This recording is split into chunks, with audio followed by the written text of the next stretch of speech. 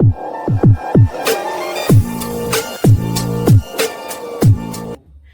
Teachers Tribe, welcome to episode 12 of the Teachers Launch podcast. Drum rolls for episode 12. And as I promised you, our next guest was going to be under special needs, specifically autism. So let me introduce our guest. So our guest will introduce herself. She'll tell us her name and what she does. Then we will do our check-in. And then thereafter we will get to interact with autism and just know more about it.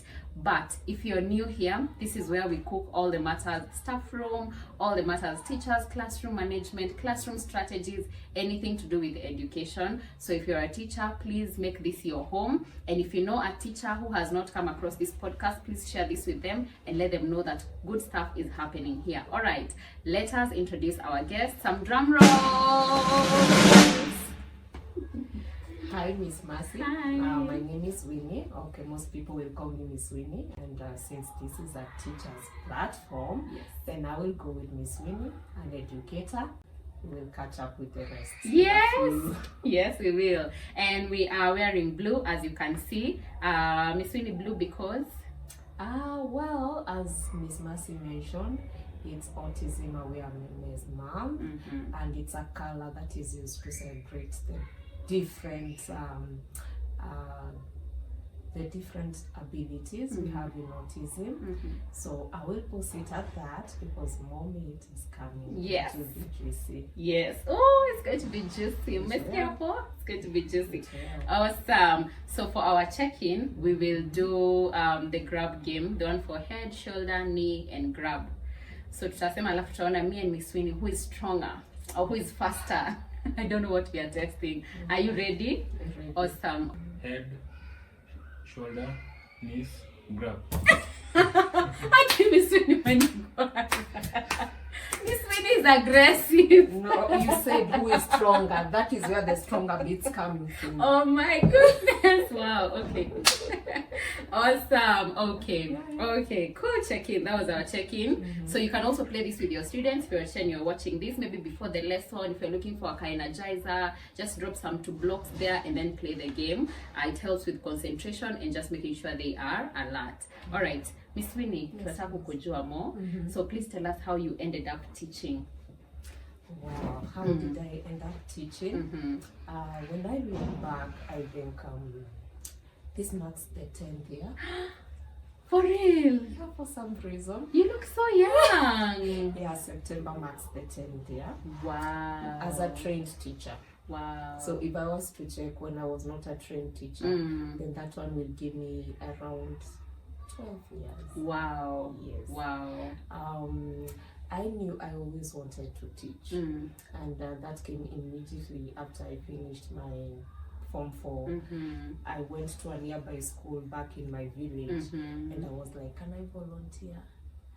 And of course they were like, yeah, we need extra hands. Yes, yes. So they were very quick to show me, do this, do that. So I went for my studies, and in 2015 I embarked as a trained teacher. Wow. Yes. Wow, good for you. Yeah. So mkiulizwa shule, what do you want to be when you grow up? You used to say teacher. I used to say a teacher. Wow. And then I wouldn't understand why everyone does not want to become a teacher. Yeah, because it was okay, maybe I'm saying the wrong thing, but I was so sure. So, like you've heard, Miss Winnie has specialized and she's doing special needs. So autism is what we are going to be exploring today. And the first question that we would want to ask you is maybe some common misconceptions about autism that you encounter, and maybe now to counter that, what's the truth behind it? Yes.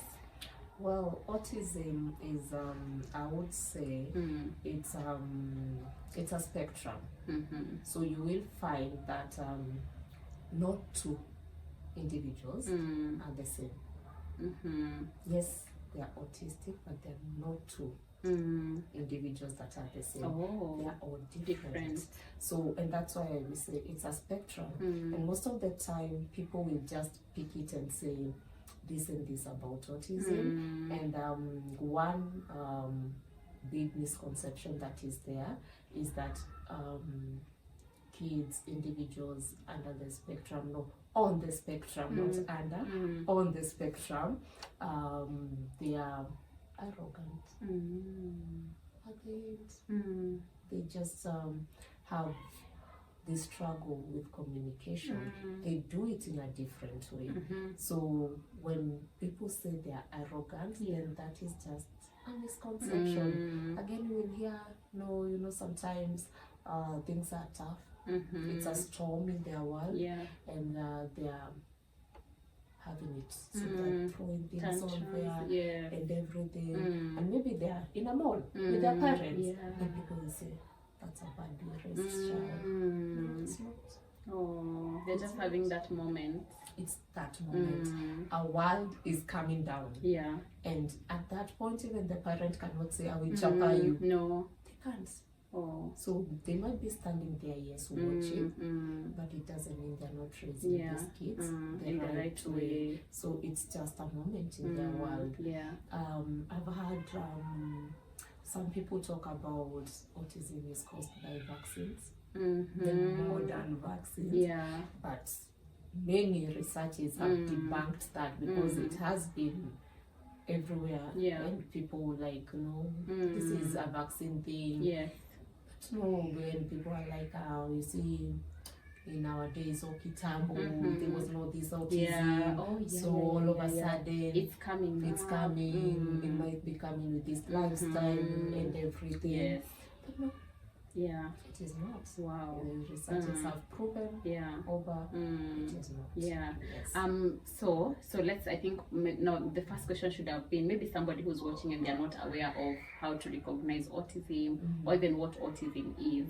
Yeah. How would you help them? As I say, autism is a spectrum, and other than it being a spectrum, it's a neurological and developmental disorder. So mostly in communication, how people interact with each other, the learning and the behavior. Of course, there are those characteristics that you might pick here and there, like repetitive behavior, that bit of not wanting to socialize, but that cannot lead to saying this is an autistic child. Yeah. Of course, it needs a diagnosis that is done by a professional, and mostly medical, and that is when they can say, now this is autism. Once they have ruled it, then you're sure it's Okay. So under autism, there are kids who are there's like a level. There are levels to it. Is that right? Yeah. So there's like mild. How do you guys classify them in that world? Well, just basically people will call them levels. In our world, we call them tiers. Oh, yes. Okay. And there are three: tier 1, tier 2, tier 3. So when I talk about tier 1, these are individuals that need support, structured support, but it's in maybe academics, and it's mild. So it's just mild structured support in academics and behavior. By the time we move to tier 2, these ones will need a bit more support. And now tier 3, we need like a 24/7 support. So tier 3 is the excessive one. Yes. Okay. Yeah. So tier 1 is a student who can learn with the others. Who can learn with the others. They just need like to have like a targeted, structured support where you check in with them and be able to pick this is the need we have at this moment and now support them. Tier 2 moderately, they will be in and out of class, in and out of class. But now when it comes to the tier 3, it needs more support and more everything. Okay. So when we were mentioning the myths or misconceptions around autism, we mentioned about where it comes from. So you said it's neurological. Yes. That means what are the common things that could happen to cause this autism? Sometimes I would say it's more genetical. There's also that bit where it's more in boys than girls. So that also gives you why they're blue. Yeah, yes. Because we are celebrating the males out there. But I wouldn't say there's any specific thing cause to target into. Okay, so different, all right. Yeah. So you could have like totally normal parents, everything, and then here comes a child who is autistic. Yes. Okay. Yeah. All right. Yeah. Okay. And it can even skip a generation. Oh. Yeah. Wow. So you might be in between there. Yeah, everyone is good, but then Yes. yeah. Okay. Interesting. Yeah. All right. Now, how can teachers create a predictable paradise for autistic students, and why is predictability so crucial?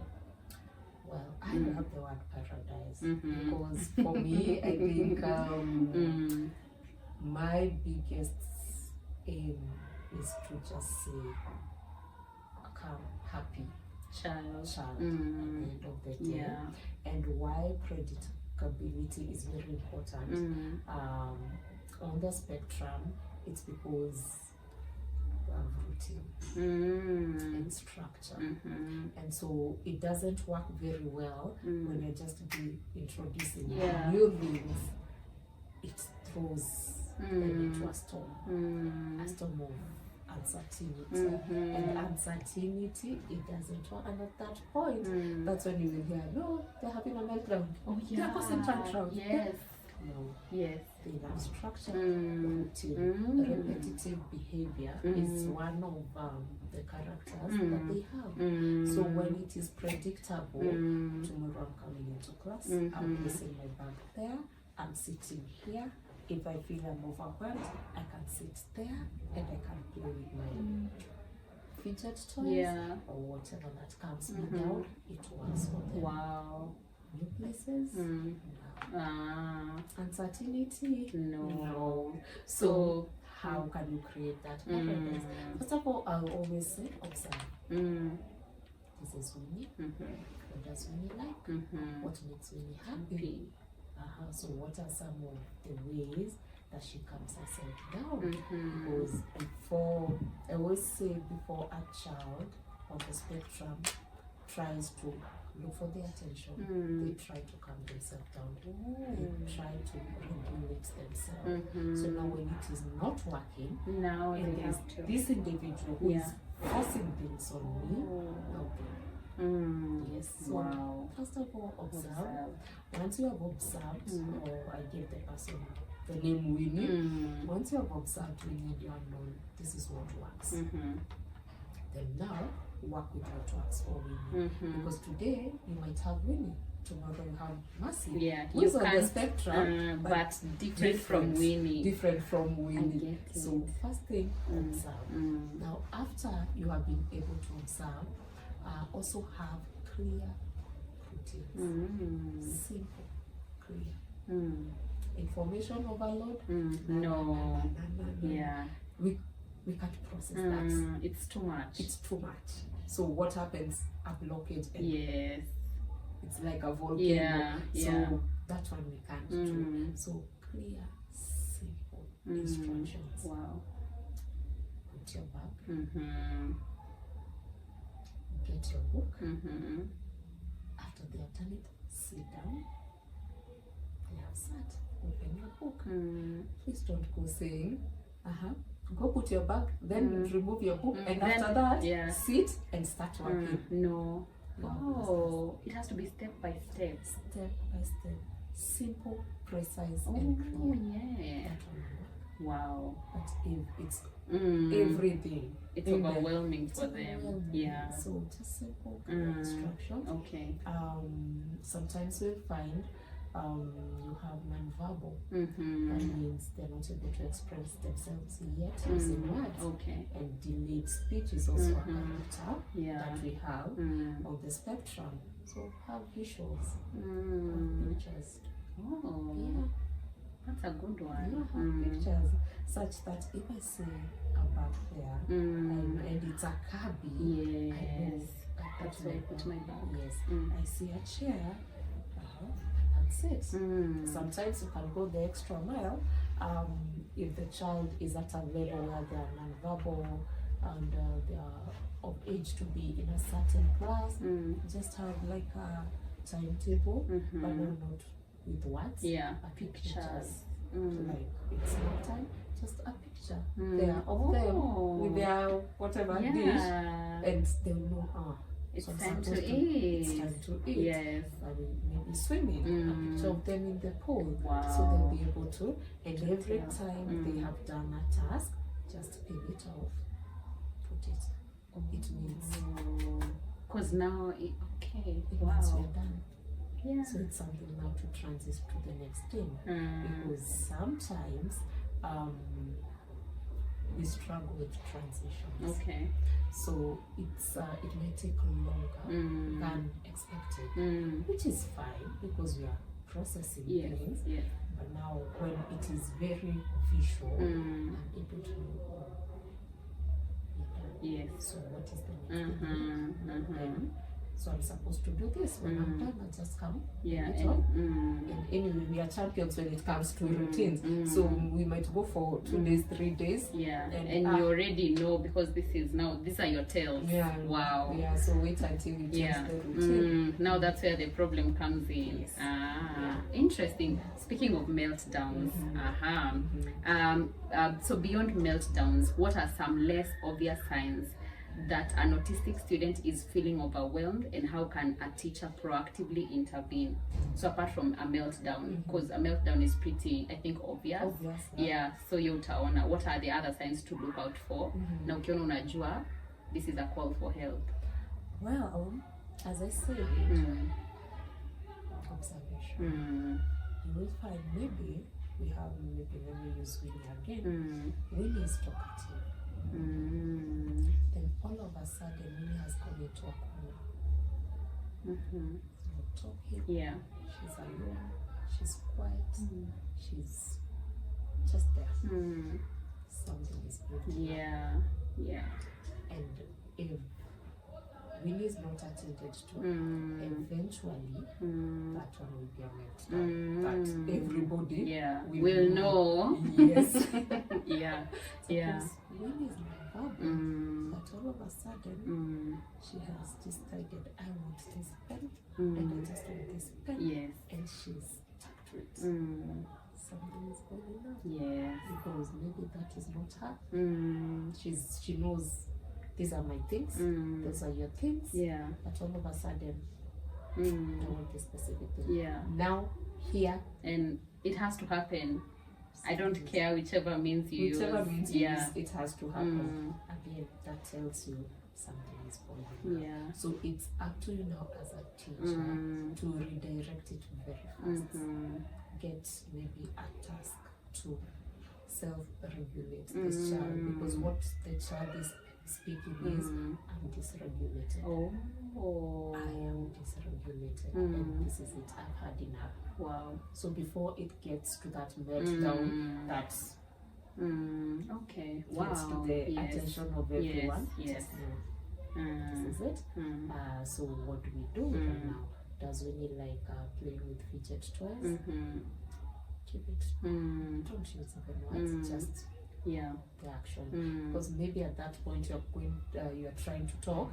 Maybe your words will be the one that will be now the trigger ya kufanya sasa. Yes. And everything. So Winnie likes those toys. Keep them the toys. Yeah. It's okay. Winnie is not able to sit at this moment. Wants to work while standing. It's okay. That's okay. It's okay. Let them. Because they are trying to regulate themselves back. Yes. Really wants to swim in a chair and to rock. Let them rock. Oh, that's how they learn. Wow. Okay, so what I'm getting is you observe if there's a change of a pattern. Yes. You'll know. Okay. All right. I'm getting a lot of calmness from you. So is that a thing for when you're handling these kids? Do you have is that the point where, is that how you address them? You have to be very calm, or else they'll feel like you're attacking them if you're this loud teacher? Is that a way, is that a mechanism to work with them? Yeah, well, it is, because you see, they're also affected by it's more of sensory. So sometimes you'll see that some of them they cover their ears. If something is loud, they just cover their ear because it's too much. If you observe most of them or some of them, I'll use some of them because again it's a spectrum. They will tip it up. Do you know why they tip it up? No. Sense of it, little bit. Oh. Because it's too much. Oh, really? Yeah, they will feel it. If you remove their shoes and socks, some of them even won't move at where they are at. It's too much. It's a lot for them. So most of them will work on their toes, like they need to be people. Even with the shoes on the hand, they can feel it. So that is to answer my calmness. If I'm frustrated, they will pick it. Why are you frustrated? Because of me. So what does that tell me? I don't belong here. So at all times, you need to be calm. Even on the weirdest of them all, you need to be calm. I know some of them, they are like football. There are scenarios even where a child will bite you because they just need something they can fidget on, and at that time it is their teeth that need something. And even at that time, avoid the shouting. Stay calm because you need to bring them down. So it's for you. I always say sometimes it's grace because there's no perfect word to describe the scenario. But, wow. Oh, wow. And you can see it's being modeled right here. So there's a very interesting question about the transitions, which I think you mentioned, but I have a question regarding that. So the question reads, what are some practical strategies teachers can use to support autistic students during transitions, which are often very difficult? And you mentioned that. So I wanted to ask, sometimes we use like songs or some specific tales when you're transitioning, or would that work for them now that they are used to routines? If you start saying something, would they like follow it up and sing if it's a song, or if it's something you're saying out loud to help with the transitions? Or do they just now know, maybe now using the visuals that you said, that this is the time to do this? You see, for Winnie, Winnie loves songs, so it will work perfectly. Mercy, on the other hand, is non-verbal. Okay. So what will Mercy is? The visuals. So it depends. As I said, not too autistic people are the same. So once you have identified this is what works for Winnie, then the songs will come in handy. I will transit with the songs. If I'm non-verbal, I'm not able to, say this is it, this is it, then the pictures will work. At some point, I will need maybe peers. There are those that they don't mind. They don't mind the other people, as long as they have that rapport, and also they have learned what works for them. Then they don't mind a peer, so a peer will tag them along. So it depends at what level. Oh wow, interesting. So I'm getting a lot of intentionality. You have to be very intentional because it's not working for everyone. So method Winnie is not working for Mercy, and you have to control both of them. Both have to transition. So it of course comes with a lot of planning. A lot of work, and I would say a lot of grace. Because other than Winnie and Mercy, you also have another. Oh my goodness. That's a lot. That's a lot. But grace does it.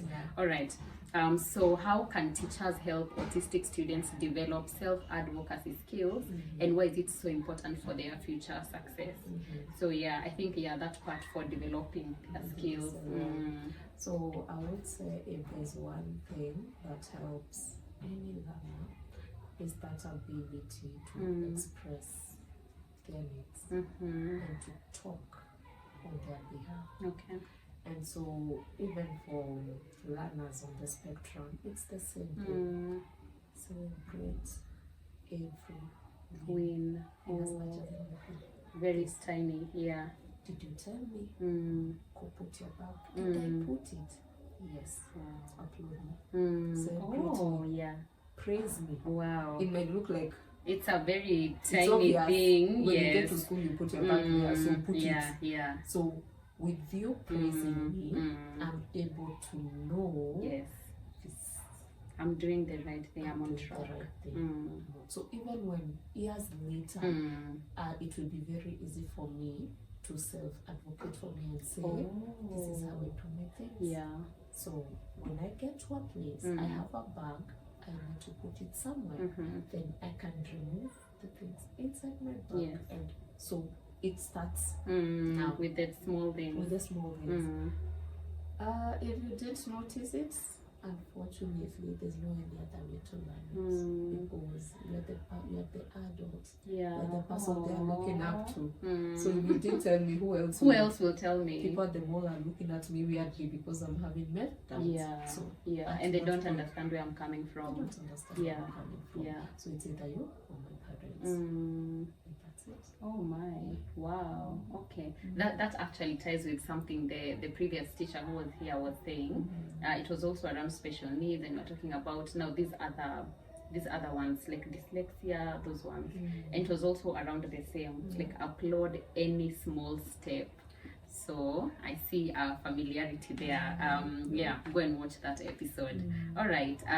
So what are your top recommendations for creating a safe space within the classroom, a place where an autistic child can decompress and regulate? I feel like it's in line with what you've been saying. So I've picked maybe now the visuals. That one I've picked. Yes. What else? Again, when it comes to self-regulation, you can never miss 2 or 3 that are more common with them. So you can set in a class like a corner, just have like you can build like a tent. I know you're very creative for you. Yes. So you can like decide to build like a tent with sugars and everything. Sometimes they will go and get in there. They just need the space. Have fidget toys because you find so they love the tiny toys and they just eat them with their hands. It helps them to reduce, to calm them down, to them a bit. Yes. So that is something else that you can use. Okay. Not fancy things, but just The a space. Yeah. And let them own it. Let them know This is my space. Yeah, this is my space. Yeah. And I try to share it with someone if you're close to me, as I say. Yes. Because in some misconceptions I've had it's that learners on the spectrum, they never say hello to people. But they will if they have a rapport with you. Yes. Whether they are verbal or non-verbal, if they have a rapport, yes, they will. So it's just that bit of. So if you're close to me, I will share with you. But if you're not, please stay out of this. Help them feel that that's your space. In case of anything, just let it be. If you want to go the extra mile, you can just have like a hammock where you just use a shuka. I would say a shuka according to the weight of the child you have. Because and then they just go and sing it like they're rocking. They're rocking themselves there. They just go they rock, and once they're regulated, guess what? Wow. Okay. So now, as we talk about the environment, so now let's say we have an autistic child in the midst of now a normal classroom setup. Would you still have to do the same?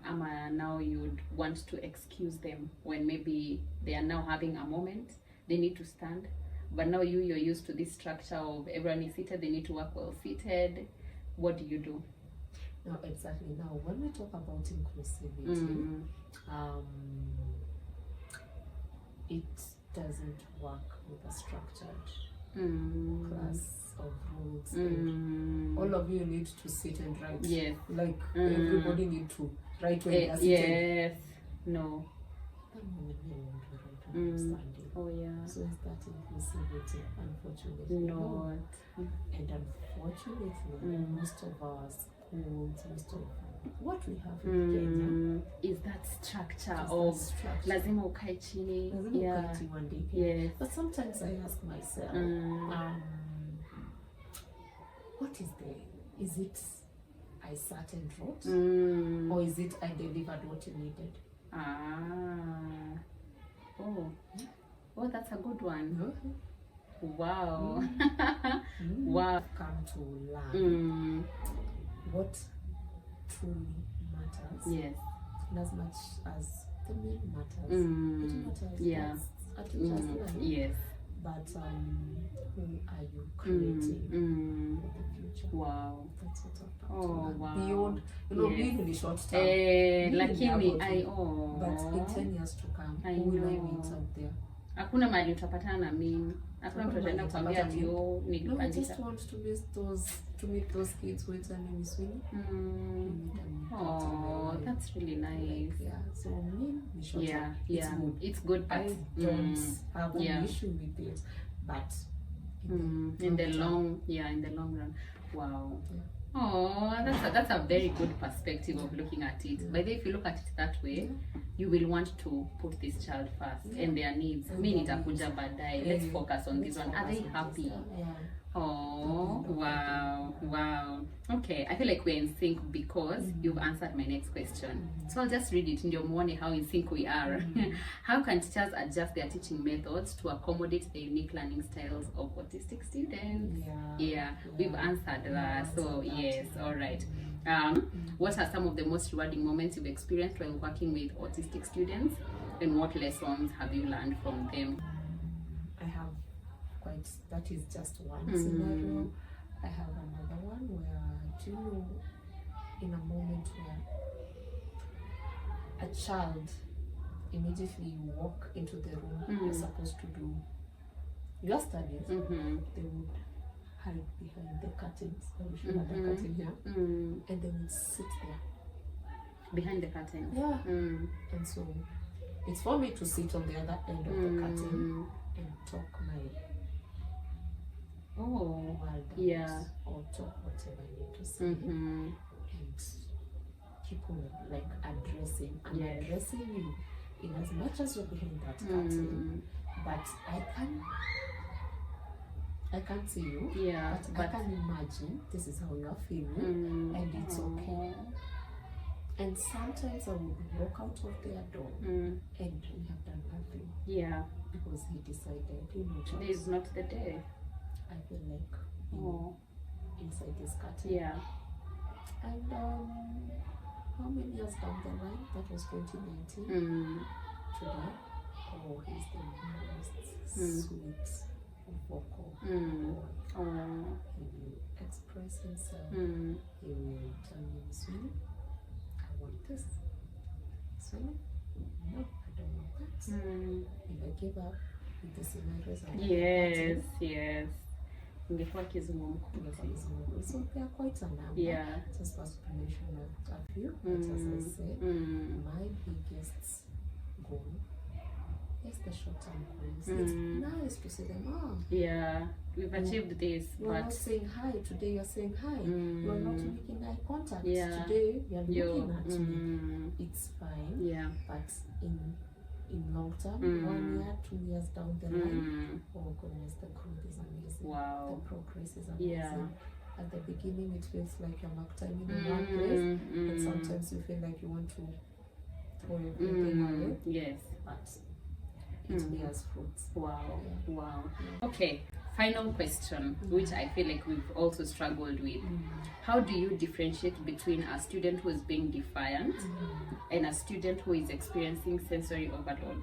Yes, so a student who's being genuinely wako hapo, and another one who's like, you know what, I can do what I want. I can do whatever I want. It's a thin line. I would say very thin. So it needs a keen eye. Yes. And with a keen eye, what do I mean? Just check before this thing happened, what were they before? Okay.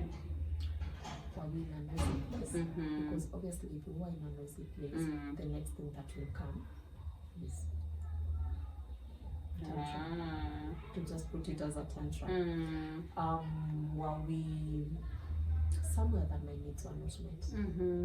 So if the scenario that preceded that defiant looking moment was something that would overload them, then that is genuine. If you rule out, there was nothing to make them have a sensory overload, then that is Defiance. But it's a thin line. Yes. So a thin line, of course, it's a thin line. Yes. Oh yeah. Oh, I love that one. It sounds like a quote. Yeah. A thin line needs a keen eye. Yeah, it does. Andika hapo. Okay. I have one that has just come. So for children with autism, kuna mali inafika and then you're like, I know now you're being like, let's go back to now Defiance. Now you're being defiant. And there are consequences that have to be applied. Is there a point that comes and you have to do that? And if so, what are the consequences? Of course, like logical consequences, which work with them without them feeling like they are being attacked. I would take it back to, you cannot give a consequence if I don't know that. Really? Why? They are wild. Oh, really? Even if you give them a consequence, it won't work. They'll just cause a... No, it's more drama. Yeah. They will. Oh. Because they don't. But it's very easy when you have a connection with them. They will be able to also pick it and being accepted. Yeah. It's not about being tolerated. Oh, okay. Because I'm this way, they're just... they are putting up with me. They are putting up with me. Yes. And life goes on. So when they have that trouble, just speak. You will speak to any other child. Yeah. Okay. Of course, don't use a series of words. Precise. Straight to the point. Straight to. Usitumie maneno complex, you know when you sentences. do this. Or yes, I'm a teacher of English. Yeah. But that bit of like composition writing. Yeah. No. Then also will do well in that. But now on the spectrum, no. Simple sentences. Yeah. Mercy, you did this. It is not nice. When it is not nice, we get this. You may think they will pause. Yeah. So you will have that urge to repeat. Mbona react? No, they got it the first time. They got it. Just wait. Yeah. Give For them to react. To load. If they decided to throw toys all over, now you have explained after the pause, and you can see the loading imeisha. Yeah. Just tell them now, tidy up.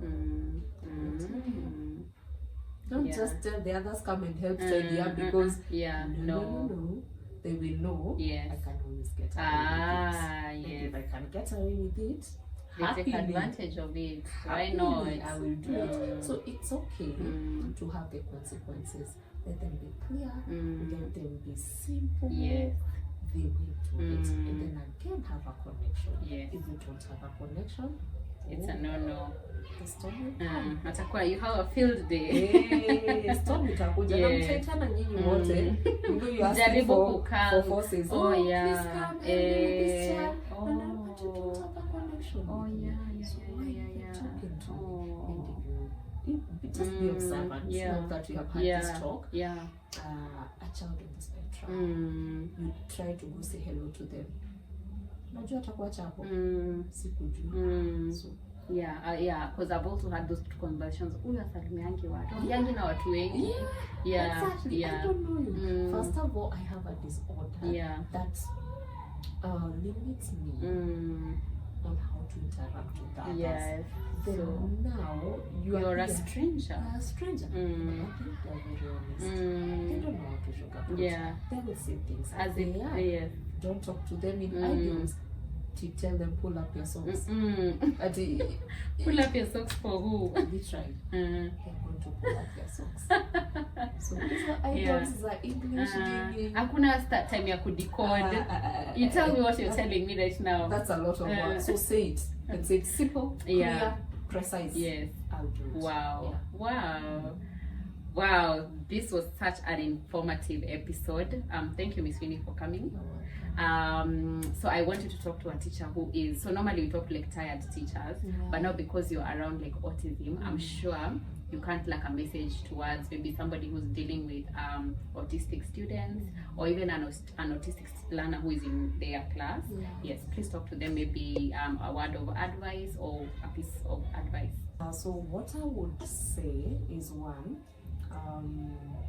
2025 theme on autism was showing up, not just being aware that autism is there, this is the way to deal with it, but showing up. And by showing up is simply accepting these kids.